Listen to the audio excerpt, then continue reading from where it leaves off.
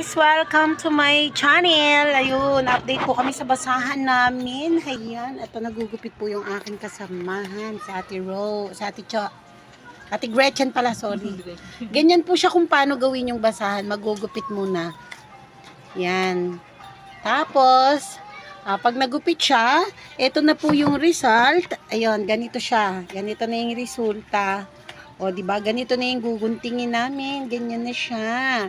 And then, gagawin po namin siyang ganito. Tataytayin po namin siya sa papel. Ganito na po siya, mabubuo na po siya ng ganito. Lahat po siya is may pattern. Kahit po yung mga panapal na inaano, may pattern siya. Ito yung pattern namin na ginagamit, guys. Ayun. Ito na po siya. O, diba? Yung pattern. Ito po yung kumikitang kabuhayan daw. Charot, hindi. Ayun. Diba? Maganda din siyang income. Pero nung una talaga, sabi ko nga ayoko nito eh. Pero di ba natutunan ko rin maggunting lahat.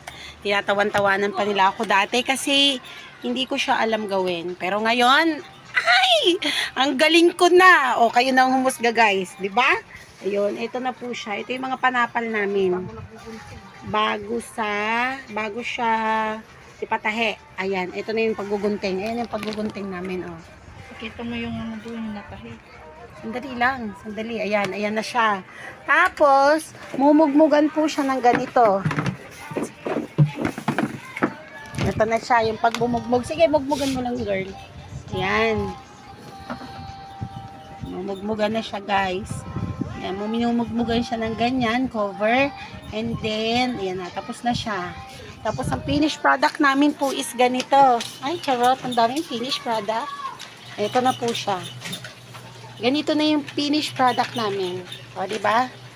O, yan. Yan na siya. Ito yung mga tinitinda sa kalye. O, pupunta kami sa Balibintawak. Magbebenta kami yan. Charot. O, diba?